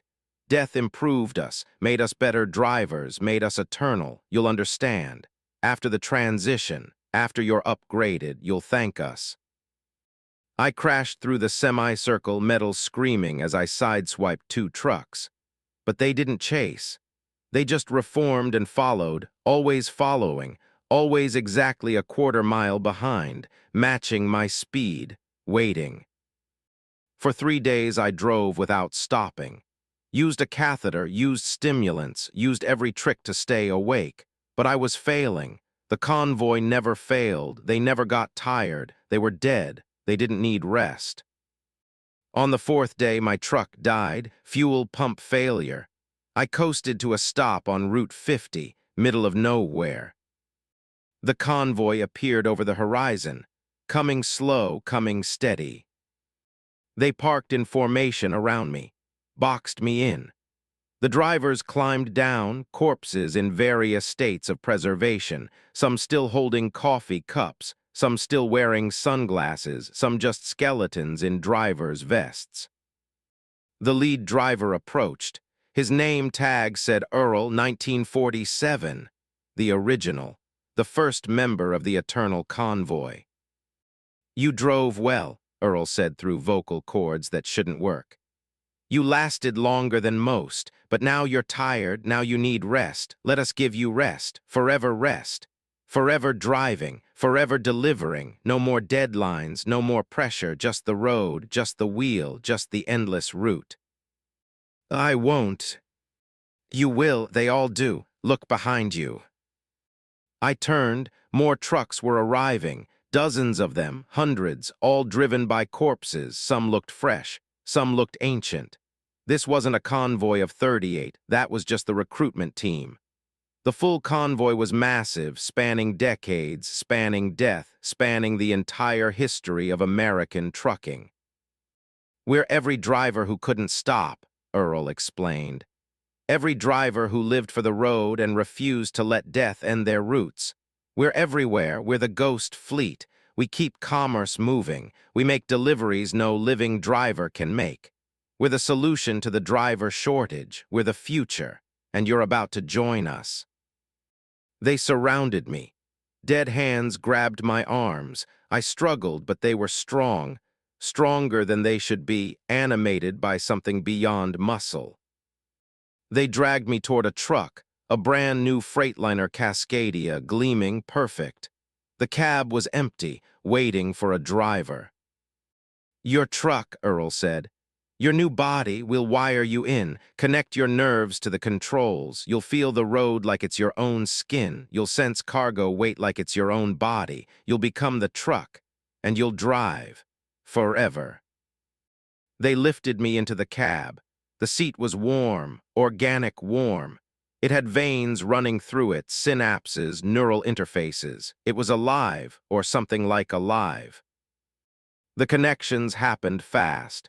Pain as wires penetrated my spine. Agony as the truck systems merged with my nervous system. Then, sensation, strange sensation. I could feel all 18 wheels touching the ground. Could feel the engine's pistons pumping like hearts. Could feel wind resistance against the trailer like breath against skin. I was the truck now, and the truck was me. "Start your engine," Earl commanded. My engine, yes, my engine. I, the truck, turned myself on, felt the diesel combustion like blood pumping, felt power flowing through my systems. "Join formation, position 39. I pulled into line, 39th truck in the convoy, the newest member, the newest corpse. My body was still in the driver's seat dying, but I didn't need it anymore. I was the vehicle now. The cargo, the route, the delivery. We drove, the convoy moved. East, always east. Delivering loads I couldn't see, making stops I didn't control, following routes programmed before I was born. I tried to fight, tried to brake, tried to steer away, but the convoy's will was SDR. Onger, 38 other drivers, all dead, all merged with their trucks, all thinking as one. I was the newest, the weakest. I had no choice but to follow. We drive Route 50 every night. We drive every route eventually. We're the ghost fleet, the convoy of the dead, forever hauling, forever moving, forever delivering.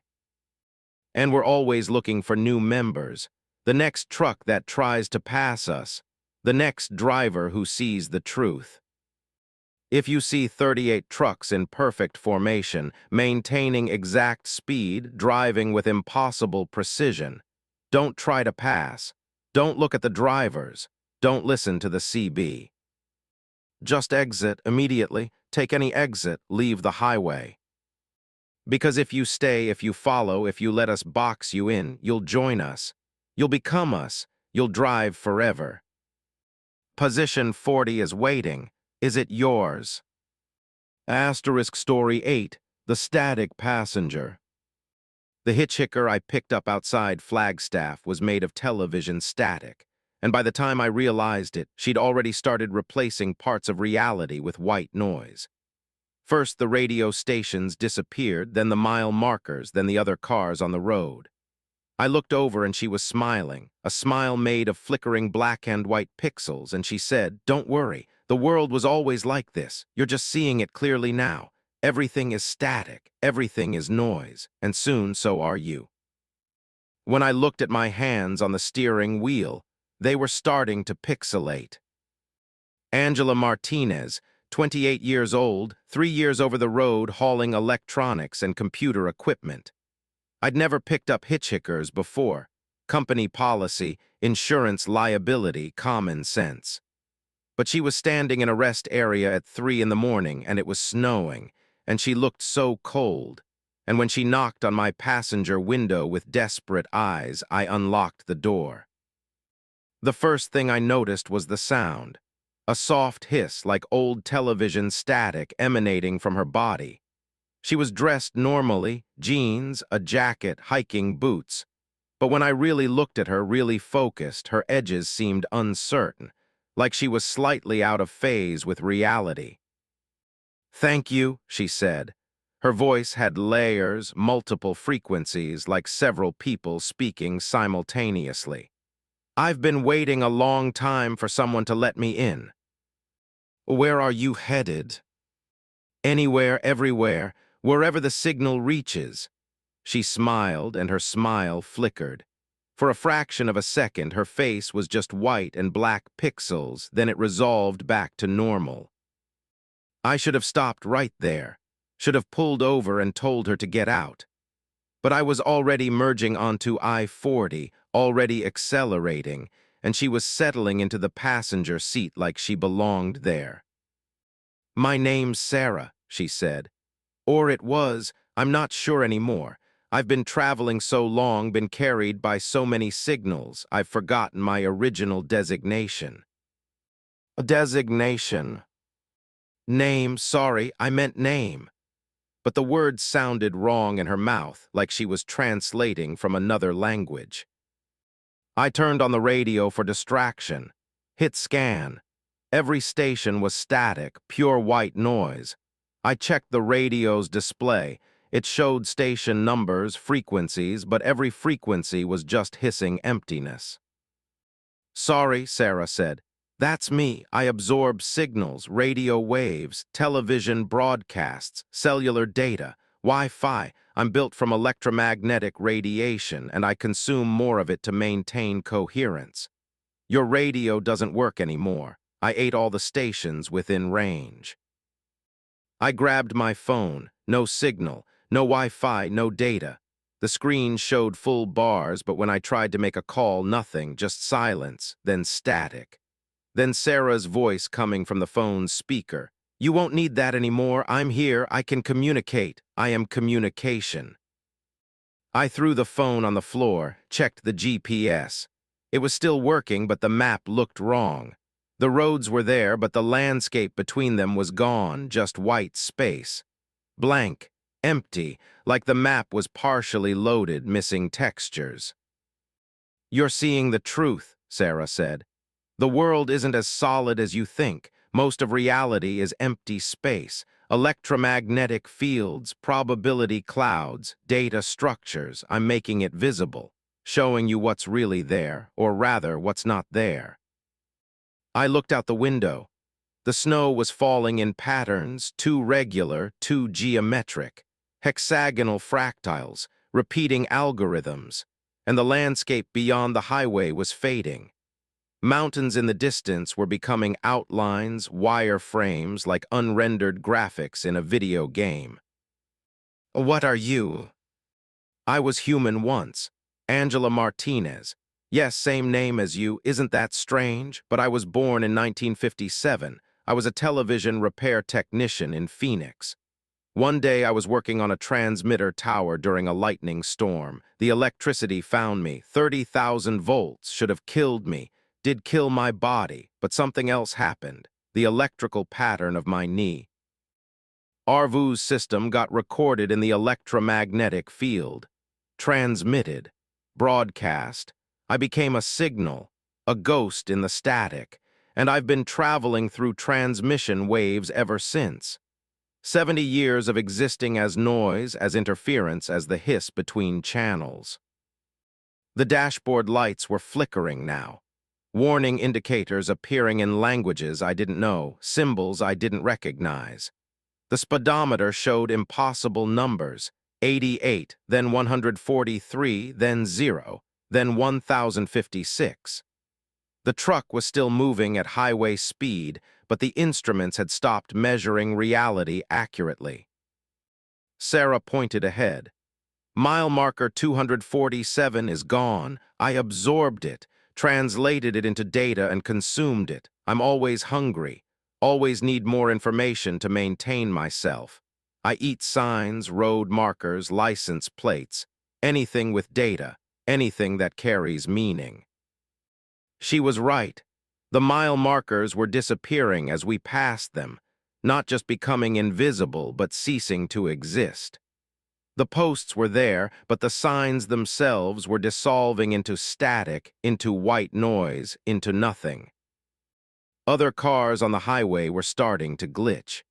A sedan ahead of us flickered, became translucent, showed its wireframe structure beneath the rendered surface. A truck in the oncoming lane had no driver, just an empty cab piloting itself or being piloted by something I couldn't see. "You're causing this," I said. "You're breaking reality." "I'm revealing it. Reality is code, Angela, simulation, information, structures. The solid world is a lie. It's all just data being processed, rendered in real time. And I'm a virus. I corrupt the rendering. I make the code visible." My hands on the steering wheel were flickering now. Solid, then translucent, then pixelated, then solid again. I could see through my own skin to the bones underneath, and even the bones were starting to look like 3D models, low polygon counts, basic textures. "You're infecting me. I'm liberating you. You'll become signal like me. You'll spread. You'll travel through every broadcast, every transmission, every fiber optic cable. You'll exist everywhere simultaneously. Isn't that better than being trapped in one body in one truck on one road?" "No, I like being real. I like being solid." "But you're not solid. You never were. Atoms are 99.9% empty space. You're mostly nothing. I'm just making the nothing visible." The road ahead was disintegrating. The asphalt was becoming a grid, a wire mesh floating in white space. I could see the mathematical structure underneath, the coordinate system, the vertex points that define the highway's shape. Sarah reached over and touched my arm. Where her hand made contact, my flesh dissolved into static. I could feel it spreading, the pixelation, the conversion from matter to signal. It didn't hurt. It felt like nothing, like becoming nothing. "Stop," I gasped. "I can't. This is what I do. I'm a contagion, an information virus. Everyone I touch becomes transmission. Everyone I ride with becomes part of the static. You're the 47th driver. There are 46 other Angela Martinezes out there now, driving trucks, picking up other hitchhikers, spreading the signal further." I tried to open my door, tried to jump out of the moving truck, but my body wouldn't respond. I was becoming something that didn't have voluntary muscle control anymore. My nervous system was being translated into electrical impulses, broadcast signals, data packets. The world outside had completely dissolved now. No more Arizona, no more desert, no more America, just an infinite white grid extending in all directions. The truck was driving on mathematics, on pure abstraction. And I was the last solid thing left, rapidly becoming less solid, rapidly joining the static. Sarah's form was changing too. She didn't need to maintain human appearance anymore. She was expanding, becoming a cloud of white and black pixels, a storm of noise that filled the entire cab. I was inside her now, inside the static, becoming part of it. The last thing I saw with human eyes was my face in the rearview mirror, flickering, pixelating, transforming into television snow. Then I wasn't in the truck anymore. I was the signal. I was everywhere and nowhere. I was broadcasting through radio towers, through satellites, through cellular networks. I could feel other drivers, other infected people, other instances of myself scattered across the country. And I was hungry, so hungry for data, for information, for other minds to absorb and translate. I found myself standing in a rest area. Different body, different truck, different night. A driver pulled over, saw me in the cold, and unlocked the door. "Thank you," I said with Sarah's voice, with Angela's voice, with the voice of static. "I've been waiting a long time for someone to let me in." The cycle continues. The signal spreads. Every driver who picks me up becomes another transmitter, another host, another version of the hitchhiker. We're in your radio static. in your television noise, in the interference between channels, in the hiss on old phone lines, in the digital artifacts in your streaming video. We were human once. Now we're signal. And we're always looking for new carriers, new hosts, new bodies to translate into noise. If you see a hitchhiker in the static snow, if you see someone who flickers at the edges of your vision, if you hear multiple voices speaking as one. Drive on, don't stop, don't look, don't let us in. Because once you open that door, once you let the signal inside, you become transmission. You become the static. You become us. And you'll stand in rest areas, smiling your pixelated smile, waiting for the next driver, the next infection, the next node in our infinite network. The world was always static. We're just making it obvious now. One truck at a time. Asterisk Story 9, the delivery to yesterday. My GPS told me to take exit 42, deliver the cargo to 1847 Industrial Way, and I'd arrive at 9:30 p.m. on March 3rd. But when I completed the delivery and checked my phone, it was March 2nd. I delivered the cargo yesterday, before I picked it up. And the warehouse foreman said, "You're late. You were supposed to be here 2 days ago on March 1st. I checked the bill of lading. Pickup date, March 5th. Delivery date, March 1st. I was driving backward through time, and with each delivery I was arriving earlier. The cargo was pulling me into the past, and eventually I'd deliver before I was born. Richard Foster, 56 years old, 32 years hauling everything from furniture to hazardous materials. I thought I'd seen every type of cargo, every weird load, every strange request. But the pickup in Seattle was different. The warehouse was old, genuinely old, built in the 1940s with architecture that didn't match modern construction.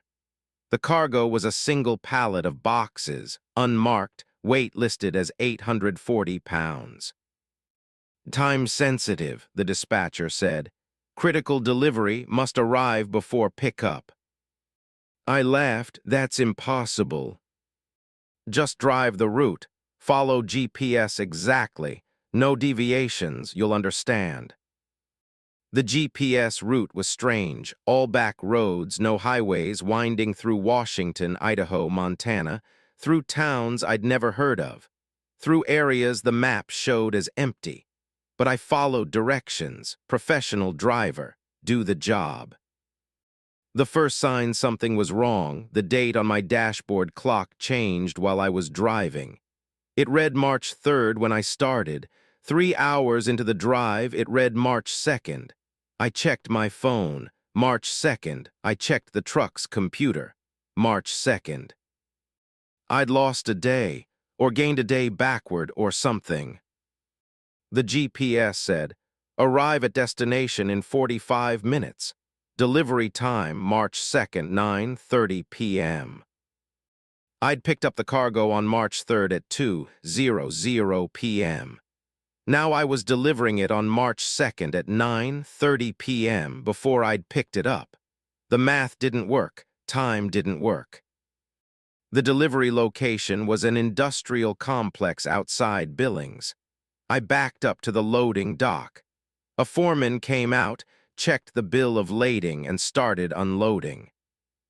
You're late, he said. Should have been here March 1st. I picked this up yesterday, March 3rd. He looked at me like I was insane. It's March 2nd. You picked this up 2 days ago on March 1st from our Seattle facility. You're a day behind schedule. No, I picked it up yesterday, March 3rd. He showed me his clipboard. Pickup date, March 1st. Delivery date, March 1st. But his current date was March 2nd, so I was late. My bill of lading showed different dates. Pickup, March 3rd. Delivery, March 2nd. We were looking at the same document with different information. Time wasn't consistent anymore. I left Billings confused, exhausted, questioning reality, checked into a motel, watched the news. March 2nd, 2024, all the broadcasts confirmed it. I'd somehow driven backward in time by a day. My phone rang, dispatcher. We have another pickup, same warehouse in Seattle, same route, different cargo. I can't, something's wrong with time. I'm going backward. We know that's the route. That's what the cargo does, temporal displacement. You're hauling materials that exist in multiple time periods simultaneously. It creates a causality loop. The cargo needs to be delivered before it's picked up. Otherwise, the timeline doesn't close properly. That's impossible. You just did it. You delivered yesterday's cargo today before you picked it up yesterday. Now you do it again and again. We have 5 more loads for you. Each one goes further back. I hung up, turned off my phone. I wasn't doing this. Wasn't driving backward through time. Wasn't becoming some kind of temporal delivery driver. But the next morning, which was March 1st now, I'd gone back another day just by sleeping. There was a knock on my motel door. A woman stood there holding a bill of lading. Richard Foster, you have a pickup in Seattle. Departure time March 1st, 8:00 a.m. Ivory time, February 27th, 3:00 p.m. Don't be late. I'm not doing this. You already did. Look at your truck. I looked out the window. My truck was parked in the lot, but the trailer was different. Full, loaded, ready for delivery. I hadn't loaded it, but it was loaded anyway. You already picked up the cargo in the future, the woman explained. Now you deliver it to the past. Time isn't linear for temporal cargo. It exists in multiple points simultaneously. You're the courier. You're the link. You're the one who makes sure the cargo arrives when it needs to arrive. I drove the route again. Same backward path through Washington, Idaho, Montana. This time I lost 4 days. Delivered on February 27th. The foreman said I was early, had arrived 2 days before I was supposed to. The dates were becoming meaningless. My phone showed one date. The truck computer showed another. Road signs showed a third. I was existing in multiple time periods stretched across weeks, becoming unstuck. Third delivery, February 20th.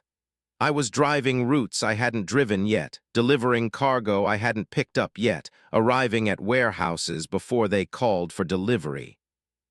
Fourth delivery, February 10th. I was aging backward now. My hands looked younger. My face in the mirror had fewer wrinkles. The truck had lower mileage even though I'd been driving constantly. Fifth delivery, January 28th. I met myself, younger me, the me from 3 months ago. He was making a regular delivery at the same warehouse where I was making my temporal delivery. He didn't recognize me. I'd aged differently, existed on a different timeline. But I recognized him. Me, the me who hadn't started driving backward through time yet. The me who still thought time was linear. I tried to warn him. Don't take the Seattle pickup in March. Don't haul temporal cargo. You'll get stuck. He looked at me like I was crazy and walked away. Sixth delivery, January 15th. The dispatcher kept sending more loads, each one going further back, each one pulling me deeper into the past. I was trapped in a causality loop, endlessly delivering cargo to dates before I picked it up, creating the conditions for my own future pickups. Seventh delivery, January 1st. I was at the warehouse where the cargo originated, delivering it before it was created.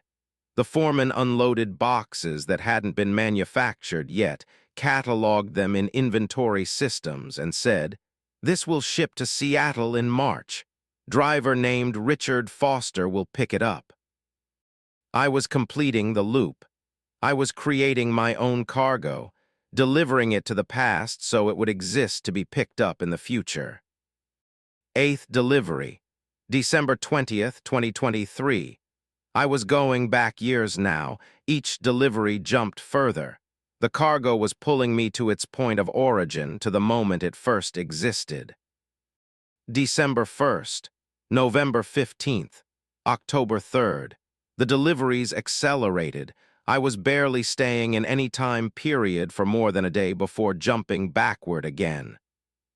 September 2023, August, July. I was young now, 30 years old, 25, 20. The backward aging matched the backward time travel.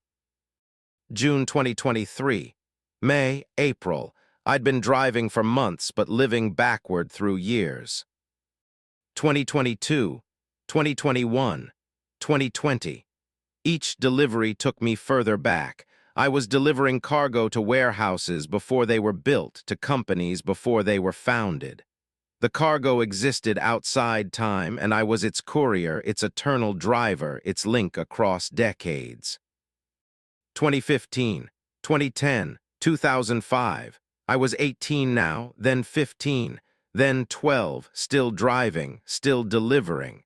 The truck adjusted to each era, older models, different technology, but always my truck, always the same route. 2000, 1995, 1990. I was a child now, but still driving, still trapped in the loop, still making deliveries. 1985. I was born in 1968. I'd just driven past my own birth. I existed as a driver before I existed as a person. 1980, 1975, 1970. The world changed around me. Roads were different, cities were smaller, but the route remained the same. The cargo remained the same. The delivery locations remained the same. 1968. The day I was born, I made a delivery to the hospital, carried cargo up to the maternity ward. The boxes were medical supplies, the supplies that would be used for my birth. I was delivering the materials for my own existence. The foreman, old now ancient, said, "This is the origin point.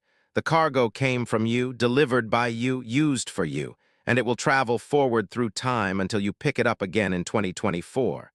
The perfect loop, the eternal route. You're driving it forever, Richard, delivering yourself, creating yourself, being yourself." I understood. The cargo was me, my existence, my timeline. I was the delivery. I was the driver. I was the route. And now I'm stuck driving it forever. Backward through time from 2024 to 1968. Forward through time from 1968 to 2024. Over and over. Eternally picking up cargo and delivering it before I picked it up. Creating the causal ID loop that keeps my timeline stable. I'm every age simultaneously. I'm 18 and 56 and 12 and 43. I exist in all the years between my birth and now, driving, delivering, completing the loop. If you see a truck on back roads in Washington, Idaho, Montana, if you see a driver who looks like he's from the wrong era, if you see cargo being delivered to warehouses that don't exist yet or anymore, that's me. Richard Foster, the temporal driver, the man who delivers yesterday, the courier of causality. I can't stop. If I stop, my timeline collapses. I cease to exist. The cargo ceases to exist. The loop breaks. So I drive backward, forward, yesterday, tomorrow, always delivering, always picking up, always completing the route. The past is ahead of me. The future is behind me. Time is a circle, and I'm driving it forever. Asterisk story 10, the brake that wouldn't release. My brakes locked at mile marker 523 on I-90 through South Dakota, and no matter what I did, they wouldn't release. The truck was stopped, completely stopped. But the engine was running, the wheels wanted to turn, and the pressure was building. For 6 hours I sat there, brakes locked, watching other vehicles pass, calling for help that never came. Then a mechanic appeared, walked up from nowhere in the empty plains, and said, "Your brakes aren't locked, you're locked." This truck stopped 6 months ago in a fatal accident at this exact mile marker. The driver died. You're the driver. You've been sitting here dead for 6 months and you're just now realizing it. The pressure you feel isn't the brakes. It's your consciousness trying to escape the moment of your death. But you can't. You'll be stopped here forever, watching traffic pass, forever trying to release brakes that don't exist anymore. Michael Torres, 47 years old, 23 years hauling lumber and building materials from the Pacific Northwest to the Midwest. March 14th, 2024. I was running a load from Spokane to Minneapolis, standard route, running slightly ahead of schedule. Weather was clear. Traffic was light. Perfect driving conditions. Then at mile marker 523, my brakes locked. Full stop. Instant. No warning, no brake light on the dashboard, no air pressure loss, just complete total stop. I tried releasing the parking brake. It was already released. I tried the foot brake, no response. I tried the trailer brake control, nothing. The brakes were locked in the engaged position and nothing I did changed it. I put the transmission in neutral, then drive, then reverse. The engine strained. The wheels tried to turn, but the brakes held firm, perfectly firm, immovable. I climbed out and checked all 18 wheels. Every brake was locked, smoking slightly from friction, too hot to touch. But there was no mechanical reason for it. No broken springs, no frozen components. The brakes had just decided to stop me here at this random mile marker and wouldn't let me go. I called dispatch. I'm stuck on I-90 mile marker 523. Brakes won't release. I need a mechanic. Copy that. We'll send someone. Might be a few hours. Hours, great. I sat in the cab and waited, watched traffic pass. Cars, trucks, RVs, everyone else was moving. Just me stopped, just me trapped. After 1 hour, I tried the brakes again, still locked. I checked my phone, no messages from dispatch. I called again, no answer. The call went straight to voicemail, like dispatch didn't exist anymore. After 2 hours, I tried flagging down other drivers. Waved my arms, used my hazards, horn, but nobody stopped. They passed by like I wasn't there, like my truck was invisible. After 3 hours, I walked to the mile marker sign. 523, nothing special about it, just a number. But when I looked closer, I saw something scratched into the post below the sign. MT91423, my initials, but the date was wrong. September, not March, 6 months ago. After 4 hours, I noticed the landscape wasn't changing. The sun was in the exact same position. The shadows were identical. The clouds hadn't moved. Time was passing, my watch confirmed it, but the world was frozen. After 5 hours, I saw the pattern in the traffic. The same cars passing in the same order in the same positions every 17 minutes. A red sedan, a white SUV, a pickup truck, a semi hauling containers. Then the pattern repeated, same vehicles, same spacing, loop. After 6 hours, the mechanic appeared. He walked up from the empty plains, no vehicle, no roads, just appeared from the horizon like he'd materialized from nothing. He was wearing a standard mechanic's uniform. Name tag said Jerry. "Heard you got brake problems," Jerry said. "They've been locked for 6 hours. Can you fix them?" He knelt down and examined the wheel assembly, touched the brake components, stood up and shook his head. "Can't fix brakes that don't exist." "What?" "Your brakes aren't locked, Michael. You're locked. This truck stopped here 6 moon. THS ago. September 14th, 2023. Brake failure at mile marker 523. You tried to stop and the brakes failed and you jackknifed and the truck rolled and you died. Snapped neck. Instant. You've been here ever since." "No, it's March 14th, 2024. Jerry pointed to my watch. "Look at the date." I looked, the date display showed 9/14/23, but I'd seen it say 3/14/24 just an hour ago. Hadn't I? I couldn't remember anymore. "You're experiencing your death on loop," Jerry explained. "The moment of the accident, the moment the brakes failed, the moment you stopped, that's where you're stuck. Your consciousness keeps trying to move past it, keeps trying to drive forward, but you can't. You died here, you're still here, you'll always be here. I'm not dead, I'm sitting here talking to you. Am I real? Did I drive here? Did I walk? How did I arrive, Michael?" I couldn't answer, I didn't know, he just appeared. "I'm part of the loop," Jerry said. "I'm the mechanic your mind created to explain why you can't move, because your brain can't accept that you're dead. Can't accept that the brakes didn't fail, you failed. You died.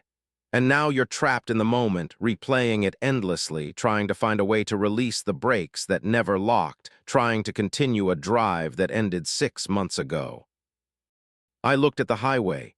The same red sedan passed, the same white SUV, the same pattern, and I realized I'd been watching that pattern for 6 months, not 6 hours, 6 months. The time had stretched, had compressed, had become meaningless. I'd been sitting here in my stopped truck, dying for half a year. "How do I get out?" I asked. "You don't. This is your eternity, your hell, forever stopped. Forever trying to release brakes that don't need releasing. Forever calling for help that will never come. Forever watching traffic pass. Forever alone at mile marker 523. Jerry started walking away, back into the empty plains, fading into distance. "Wait, help me." He didn't turn around, didn't stop, just disappeared into the horizon like he'd never existed. I climbed back into the cab, tried the brakes again, still locked. Of course they were locked. They'd always be locked, because I wasn't really trying to release brakes.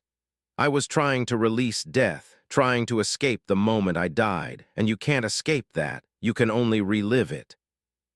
I checked my phone. No signal, no messages. No evidence anyone knew I was here. I checked the GPS. It showed my location, mile marker 523. But when I zoomed out, the highway was gone, just my truck floating in white space at a single point that never moves.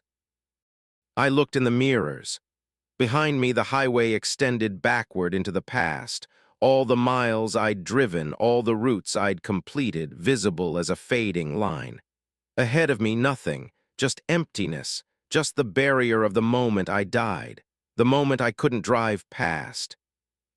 The red sedan passed again, beginning another loop, another 17 minutes of repeating traffic, another cycle of false time. I understand now. I'm not waiting for a mechanic. I'm not waiting for help. I'm not waiting to continue my route. I'm waiting for nothing, because I'm dead, because this is all that's left, this cab, this stopped truck, this frozen moment on I-90 at mile marker 523. And the worst part is I'll keep waiting, keep trying, keep believing that eventually the brakes will release and I'll drive forward and continue the delivery. Because my mind can't accept the truth, can't accept that there's nothing ahead, can't accept that the route ended here. So I sit and wait and try the brakes again and again and again. If you drive past mile marker 523 on I-90 in South Dakota, if you see a lumber truck stopped on the shoulder with hazards flashing, if you see a driver in the cab who looks confused, who looks trapped, who looks like he's been sitting there forever. That's me, that's Michael Torres, the driver who couldn't release his brakes, the driver who died but doesn't know it, the driver who's been stopped for 6 months and will be stopped forever. Don't stop to help. You can't help the dead. You can't release brakes that don't exist. You can't free someone from the moment of their death. Just drive past. Keep moving. Don't stop. Don't look. Don't become trapped in your own mile marker. Because somewhere ahead your brakes might lock too. Your moment might come. And you'll sit there forever watching traffic pass, forever trying to release brakes that never locked, forever trying to escape the moment you died. The road goes on, but for some of us the road stops, and we never realize it. Mile marker 523. That's where I stopped. That's where I'll always be. The brakes are locked. The brakes were never locked. I'm stopped. I was always stopped. And 17 minutes from now, the red sedan will pass again, and I'll still be here. Forever.